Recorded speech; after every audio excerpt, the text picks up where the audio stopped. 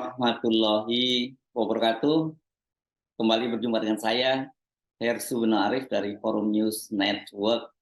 Dalam beberapa pekan terakhir ini setidaknya ada berita yang menghebohkan publik, menyita dan mendominasi hampir sebagian besar pemberitaan di media massa, jadi trending topik di media sosial dan bahkan menjadi bahan gorengan dan perang atau tweet war di media sosial. Kalau Anda sempat perhatikan ini ya, perangnya ini bukan hanya antar pendukung pemerintah dengan oposisi, tapi itu juga melibatkan para pejabat pemerintah, bahkan presiden, itu dengan kelompok oposisi dan kelompok-kelompok netral yang pendapatnya ini tidak terkait dengan politik. Hanya semata-mata ingin meluruskan fakta dan tidak suka dengan hoax dan berita-berita gorengan.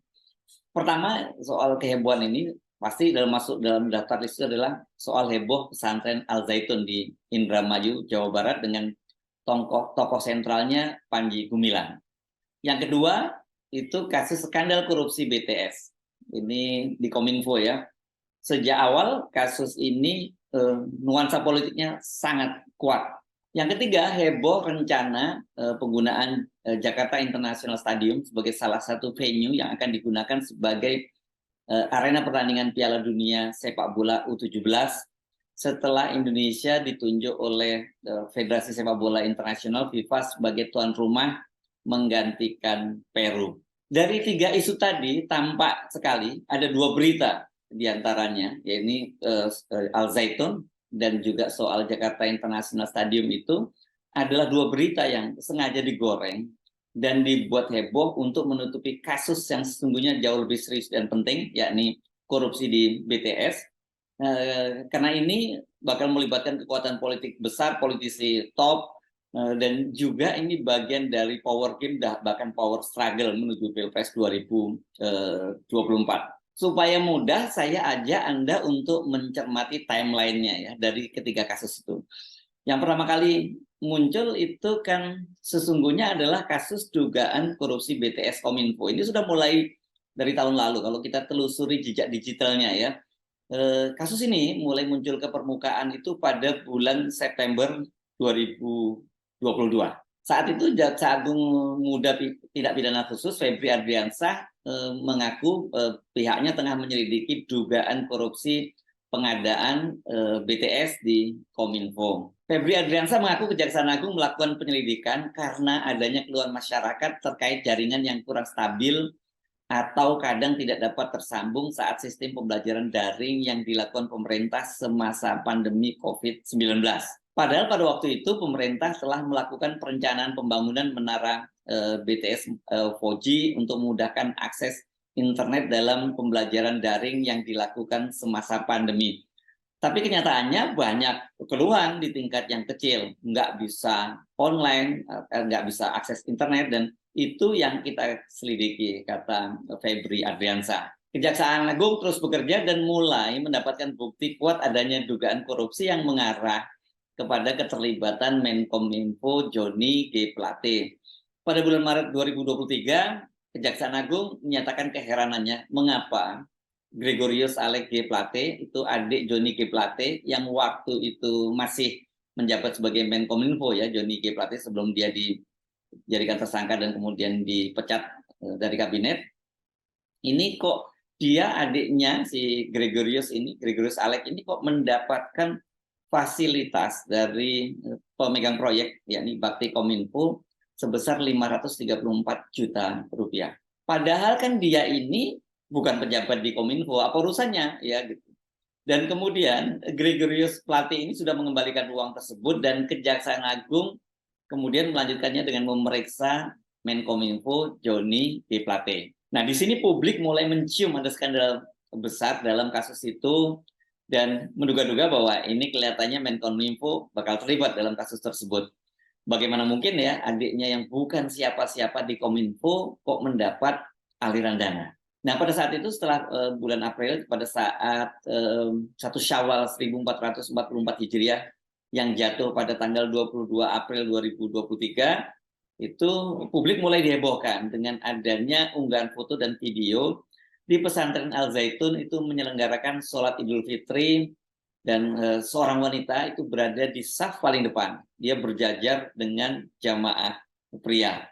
Ini pose ini saya kira posisi ini tidak lazim gitu, bahkan dianggap melanggar ya. Belakangan Panji Gumilang mengakui wanita itu adalah istrinya. Sejak itu bermunculan berbagai kasus laporan kejanggalan dan pelanggaran yang terjadi di pesantren Al Zaitun, mulai dari kasus pidana dan berbagai kasus-kasus lainnya, termasuk juga ini kalau pidananya soal pelecehan seksual, kemudian soal dugaan tidak pidana pencucian uang, soal pelanggaran akidah dan penyimpangan praktek-praktek beragama dari Islam, dan juga kasus yang sebenarnya sudah lama dipersoalkan, yakni Gerakan Negara Islam Indonesia. Masa yang mengatasnamakan umat Islam kemudian mengadakan unjuk rasa di pesantren Al Zaitun, dan ini masanya ribuan, kemudian dihadapi oleh masa tandingan yang langsung dipimpin oleh Panji Gumilang gitu. Dan ribuan polisi itu kemudian diterjunkan untuk mengamankan aksi unjuk rasa dan menghadapi para kontra ini ya. Dan bersama dengan itu kemudian Pemprov Jawa Barat juga menerjunkan tim investigasi untuk melakukan investigasi apa saja ya kasus yang terjadi di Al Zaitun itu. Pemerintah pusat kemudian turun tangan, Menko Polhukam Mahfud MD langsung memimpin penanganan kasus itu dan mulai rajin menyampaikan keterangan kepada publik, baik melalui status di akun-akun media sosialnya maupun keterangan langsung kepada media. Mahfud bahkan dalam keterangannya kepada pers setelah bertemu dengan Gubernur Jawa Barat dan menerima rekomendasi dari hasil investigasi Pemprov Jawa Barat itu menyatakan tidak ada 3 persoalan di Al Zaitun, yakni pidana, masalah administrasi, dan masalah sosial. Itu rekomendasinya akan dilakukan langkah-langkah itu. Pak Mahfud MD bahkan memerintahkan ke Polri untuk segera memeriksa Panji Gumilang dalam kasus dugaan tidak pidana. Panji Gumilang ini dilaporkan ke Barreskrim Polri karena dugaan penistaan agama, dan kemudian Panji Gumilang juga sudah diperiksa di Barreskrim Mabes Polri. Pada saat heboh Al Zaitun berlangsung, tanggal 17 Mei 2023, Kejaksaan Agung menetapkan Menkominfo Johnny G. Plate sebagai tersangka dan juga langsung menahannya ini ya, setelah 2 kali melakukan pemeriksaan. Jaksa Agung ST Burhanuddin dalam jumpa pers bersama Kepala BPKP yang katanya melakukan audit menyebutkan bahwa di Kominfo itu terbukti telah ada dugaan penyimpangan atau ada dana korupsi, karena dari proyek 10 triliun proyek itu diduga sekitar 8,3 triliun itu jadi dikorupsi ya. Ini besar sekali angka korupsinya ini.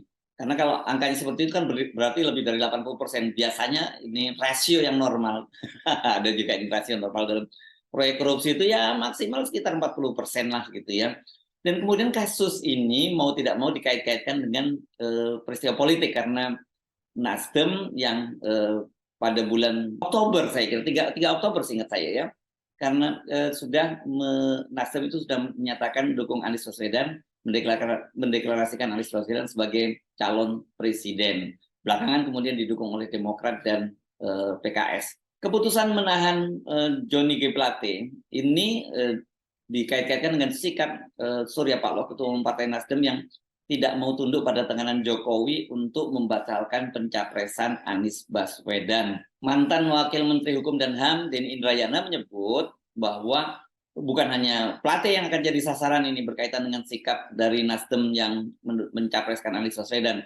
Yang akan menyusul katanya menjadi tersangka itu adalah Menteri Pertanian Syahrul Yassin Limpo, katanya itu dalam kasus pidana narkoba, dan kemudian juga Menteri Negara Lingkungan Hidup dan Kehutanan Siti Nurbaya Bakar. Kalau ini, nama yang terakhir ini, Siti Nurbaya akan jadi tersangka dalam kasus dugaan korupsi. Jadi kalau betul, berarti 3-tiganya Menteri Nasdem yang ada di kabinet ya akan selesai melalui satu Johnny G. Plate sudah ditahan Kejaksaan Agung, kemudian menyusul Syahrul Yassin Limpo, katanya dugaan pidana narkoba, dan kemudian Siti Nurbaya Bakar jadi tersangka korupsi. Tapi ternyata kemudian tidak terbukti. Yang menjadi tersangka pertama belum menjadi tersangka sebenarnya, tapi media sudah menyebutnya menjadi tersangka, yakni Syahrul Yassin Limpo yang diperiksa, dipanggil oleh KPK dalam dugaan korupsi. Tapi sampai sekarang belum ada kelanjutan bagaimana status dari Syahrul Yassin Limpo. Jadi kasusnya kasus korupsi. saya menyarankan kepada Anda semua ya, baik dalam kasusnya Joni Plate maupun Syahrul Yassin Limpo itu kalau soal kasus kaitannya dengan korupsi ya tetap aja korupsinya ya, bahwa kemudian jangan disebutkan bahwa karena dia pendukung Anies Baswedan kemudian dia dicari-cari kasusnya. Korupsinya tetap ada korupsi, bahwa kemudian terbukti ada korupsi tetap saja korupsi, nggak kemudian bisa dimaafkan karena dia menjadi pendukung Anies Baswedan gitu ya. Bahwa kemudian kasus korupsinya untuk dimanfaatkan untuk kepentingan politik, untuk menyandra lawan-lawan politik.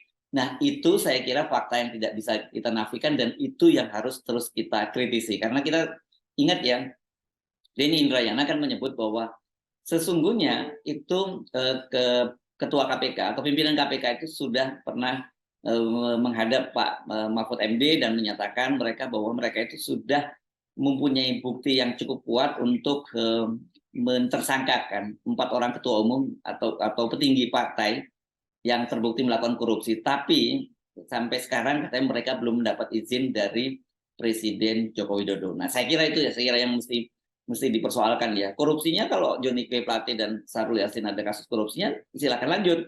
Tapi menteri-menteri yang lain juga harus atau petinggi atau ketua umum partai yang terlibat ya harus juga ditindak. Soal ini saya kira yang kemudian membuat Surya Paloh yang saya kira sebagai bagian dari koalisi pemerintah, anggota koalisi partai pendukung pemerintah, ya tahulah soal begini. Karena itu kemudian dia menantang untuk Kejaksaan Agung untuk melakukan buka-bukaan saja aliran dana BTS ini kemana saja selain kepada Johnny G. Plate. Dia akan siap itu mulai dari kiri kanan sampai dari barat sampai ke timur. Pokoknya dia siap, dia tantang seperti itu. Nah, pada waktu kasus ini mulai merebak kan muncul ada diagram itu bahwa disebutkan dana BTS itu mengalir ke 3 partai politik yang kemudian ini 3 politik ini mereka mendukung ke 3 calon presiden. Jadi kepada Anies Baswedan, kepada Ganjar Pranowo dan kepada Prabowo Subianto. Kalau yang disebut pada Anies Baswedan ini maksudnya tentu saja Johnny G. Plate yang itu adalah sekjen Partai Nasdem. Nah, Pak Mahfud MD, Menko Polhukam juga mengaku dia juga mendapat info tersebut, tapi menurut dia ya dia menjadikan itu statusnya sebagai gosip saja dan kata dia pemerintah itu tetap bekerja berdasarkan hukum. Jadi nggak usah terlalu dengar rumor-rumor atau gosip-gosip. Nah, di tengah-tengah heboh aliran dana BTS itu tanggal 23 Juni 2023 Federasi Sepak Bola Internasional memutuskan Indonesia menjadi tuan rumah Piala Dunia U17. Itu setelah Peru, ya, negara di Amerika Selatan ya, Peru ini dinilai tidak mampu mewujudkan komitmennya menjadi tuan rumah. Nah, setelah penunjukan Indonesia sebagai tuan rumah U17 itulah kasusnya menjadi heboh setelah muncul pernyataan Presiden ketika bertemu dengan Menpora minta agar Jakarta International Stadium itu direnovasi sesuai dengan standar dari FIFA. Karena Jakarta International Stadium itu akan jadi alternatif venue pertandingan setelah Gelora Bung Karno yang jadi alternatif utama itu tidak bisa digunakan karena pada saat bersamaan digunakan oleh konser grup band Coldplay. Ini juga peristiwa yang bikin heboh juga. Selebihnya saya kira Anda semua tahu perdebatannya menjadi tidak proporsional. Ini kemudian mulai disebutkan bahwa akses masuk ke JIS itu tidak memadai, fasilitas parkir juga tidak, sampai kemudian soal rumput. Nah, ini soal rumput ini yang jadi heboh karena kemudian ini jadi debat kami, jadi tweet war yang luar biasa. Apalagi kemudian setelah Pak Menteri PUPR Erick Thohir yang Ketua PSSI dan Menteri Negara BUMN dan kemudian pejabat Gubernur DKI Jakarta Heru Budi itu mengajak seorang tukang rumput dan kemudian mencongkel rumputnya dan kemudian menyatakan bahwa itu tidak sesuai dengan standar FIFA. Ini yang jadi heboh sekali ya. Jadi tweet war yang luar biasa dan menurut saya sudah tidak proporsional. 2 soal tadi mulai dari Al Zaitun dan terutama soal Jakarta International Stadium itu memang kelihatan sekali di blow up dan itu jadi tweet war, polemik dan pertentangan bukan pertentangan, di perdebatan keras di berbagai talkshow. Klasternya sebenarnya mudah kalau kita lihat, itu klaster awalnya itu dari istana, dari para pejabat pemerintahan mulai sampai menteri, dan kemudian digoreng oleh para buzzer itu lawan pendukung dari Anies Baswedan dan kemudian ini dihadapi oleh para pendukung Anies Baswedan. Wah, ini ramai sekali. Dan yang menarik masuk dalam perdebatan ini, dalam tweet war ini adalah para pengamat sepak bola yang sikapnya netral. Dan secara umum pengamat sepak bola menilai bahwa memang ada politisasi dalam kasus ini. Sebab menurut mereka ya JIS itu stadium yang standarnya sudah standar Eropa gitu dan juga standar FIFA. Tapi saya kira soal ini kan harusnya ya biar FIFA yang menilai, jangan kita yang menilai begitu ya. Soal ini itu sukses dan berhasil menenggelamkan dan mengalihkan perhatian publik dari skandal korupsi 8,03 triliun BTS yang sebenarnya menurut saya itu jauh lebih serius. Nggak salah kalau kemudian banyak orang mencurigai kasus ini memang sengaja di blow up ya, dua kasus ini. Al Zaitun seperti dicurigai oleh Wakil Ketua Umum Majelis Ulama Indonesia Buya Anwar Abbas, ini kan kata dia mainan lama lah untuk mengalihkan isu gitu ya. Dan kata Buya Anwar Abbas supaya bahwa dugaan dia itu salah, ya buktikan bahwa pemerintah memang tidak kali ini serius, nggak seperti pemerintah sebelumnya manakala setiap kali ada kasus-kasus yang serius, terutama ini pada masa Orde Baru ya, kemudian muncul rame-rame kasus Al Zaitun. Bagaimana dengan Jakarta International Stadium? Ini tampak sekali juga digunakan ini awalnya untuk mendowngrade Anies Baswedan. Ini tujuan awalnya di situ. Ini bagian dari persaingan Pilpres 2024. Saya sarankan dua isu itu, Al Zaitun dan Jakarta International Stadium itu kita sudahi saja. Bukan berarti kasus itu dianggap nggak perlu dilanjutkan, tidak. Al Zaitun kita serahkan sepenuhnya kepada penegak hukum dan pemerintah. Kalau ada tindak pidananya, ya biar polisi yang menanganinya. Kalau ada masalah terorismenya, masalah negara Islam Indonesianya, BNPT, dan kemudian juga didorong untuk ke ranah pidana, katakanlah gitu. Kalau ada masalah pelanggaran akidah, ya diserahkan kepada Kementerian Agama dan Pemprov Jawa Barat yang sudah menanganinya ya. Pokoknya kita kawal agar kasus ini jangan masuk angin gitu ya. Kalau kemudian terbukti bahwa setelah nanti kasus BTS ini bisa dialihkan dan tiba-tiba kasusnya Al Zaitun juga menguap, nggak ada tindak lanjut, ya betul lah dugaan dari Buya Anwar Abbas bahwa itu memang digunakan untuk pengalihan isu. Bagaimana soal Piala Dunia dan Jakarta International Stadium? Saya sih menyarankan ya ini sudah disudahi saja seperti dikatakan oleh Erick Thohir gitu, yang kata dia sebaiknya sudah polemiknya diakhiri karena kata dia Pak Anies sendiri menyatakan bahwa itu kan stadion sudah serahkan kepada bangsa Indonesia lagi, bukan lagi milik Anies, dan memang bukan milik Anies pribadi karena Anies juga sudah tidak jadi gubernur DKI Jakarta. Kalau toh masih jadi juga itu bukan punya Anies, memang itu legacy dari Anies Baswedan. Jadi saya sarankan juga begini, kalau memang ada kekurangan ya diperbaiki saja, nggak usah didramatisir, dan kemudian itu mengundang reaksi yang dari pendukung Anies yang saya sarankan juga nggak usah baper, nggak usah bawa perasaan begitu ya. Dan ini juga ada muncul kabar yang nggak asik nih, nggak sedap nih. Kabarnya sebenarnya dalam gagalnya Piala Dunia 2020 itu PDIP yang menolak kehadiran timnas Israel itu hanya jadi kambing hitam. Padahal katanya sebenarnya FIFA itu membatalkan Piala Dunia 2020 Indonesia sebagai tuan rumah itu karena pemerintah memang tidak siap. Ini apakah betul? Nah, kalau betul ini menarik juga. Jadi ada pengalihan isu lagi gitu ya. Nah, sekarang saya kira mari kita tinggalkan dulu soal Al Zaitun dan juga Jakarta International Stadium, biarkan, nggak usah terpancing keributan-keributan yang sebenarnya nggak ada gunanya tadi, mulai fokus ke kasus dugaan korupsi BTS. Ini kasus yang sesungguhnya ini ya, karena melibatkan banyak kepentingan, melibatkan melibatkan para politisi top gitu ya.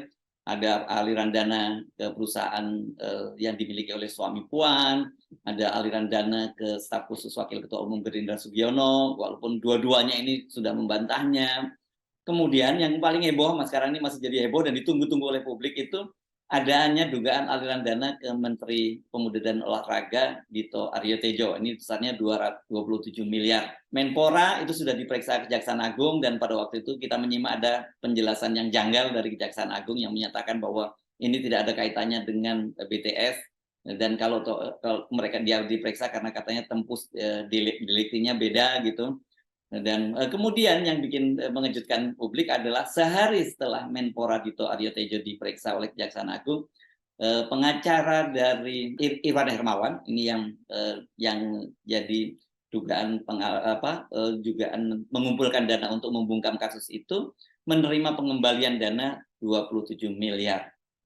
Nah, sampai sekarang ini rencananya hari ini itu Magdir Ismail akan dipanggil oleh Kejaksaan Agung untuk membawa uang itu. Tapi saya mendapat kabar Magdir Ismail hari ini belum bisa karena dia masih menangani beberapa kasus dan dia harus fokus menghadapi kasus-kasus tersebut, dan dia baru rencananya hari Kamis nanti membawa uang cash 27 miliar itu ke Kejaksaan Agung sebagai bukti bahwa dia nggak hoax. Nah, untuk kita ketahui kan kasus BTS ini ada 2 klaster besar ya. Kasus korupsinya sendiri itu yang melibatkan Johnny G. Plate yang di dalam dakwaan jaksa disebutkan menerima dana 17,5 miliar. Ya, jadi bukan 8,3 triliun ya, jadi bancaan ini. Dan juga salah satunya yang disebut itu adalah tadi perusahaan suami Puan yang direktur utamanya Muhammad Yusuf Rizky itu juga sudah jadi tersangka dan dia menerima aliran dana lebih besar dari Johnny G. Plate 88 miliar, dan yang lain-lainnya banyak sekali yang terima dan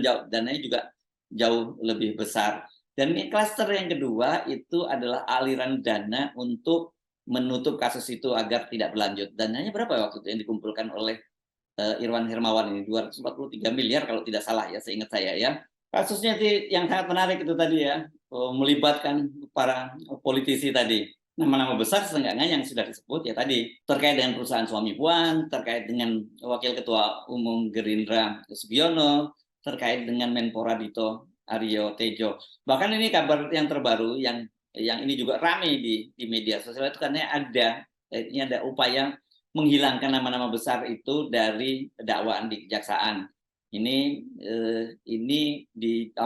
ditengarai oleh seorang pakar hukum dari Universitas Gadjah Mada, Zainul Arifin Mokhtar, ini yang juga selama ini aktif dalam kegiatan untuk menentang atau memberantas tindak pidana korupsi itu. Dan kemudian yang juga kita tunggu-tunggu itu kan, selain itu banyak sekali kasus-kasus itu merambah kemana-mana. Jadi seperti bunyi syairnya lagu yang diciptakan oleh seniman dari Solo, seniman legendaris dari Solo, Gesang, bahwa ini aliran dananya itu mengalir jauh bahkan sampai meluap kemana-mana. Jadi kasus ini, sekali lagi, kasus dugaan korupsi di BTS-nya atau kasus skandal korupsi di BTS Kominfo itu kasusnya jauh lebih serius dari sekedar isu Al Zaitun yang sudah lama jadi mainan, apalagi dibandingkan dengan JIS yang sesungguhnya itu isu ya ecek-ecek, sederhana, tapi sengaja dibesar-besarkan karena untuk kepentingan mendowngrade Anies, dan ternyata ada hasil yang lebih besar itu kemudian, dan juga tidak terduga karena itu menimbulkan kehebohan dan bisa menenggelamkan kasus BTS. Saya kira sikap yang diambil Anies bagus. Anies Baswedan menyatakan bahwa dia itu sudah diserahkan sepenuhnya kepada bangsa Indonesia gitu ya. Kalau memang ada kekurangan diperbaiki. Jadi berhentilah kita mulai hanya ikut bermain, hanya menari di gendang orang lain. Ciptakan gendang sendiri, dan gendang itu sebenarnya ada cukup besar, yakni kasus korupsi BTS ini. Saya Arsman Arif dari Forum News Network. Sampai jumpa lagi. Wassalamualaikum warahmatullahi wabarakatuh.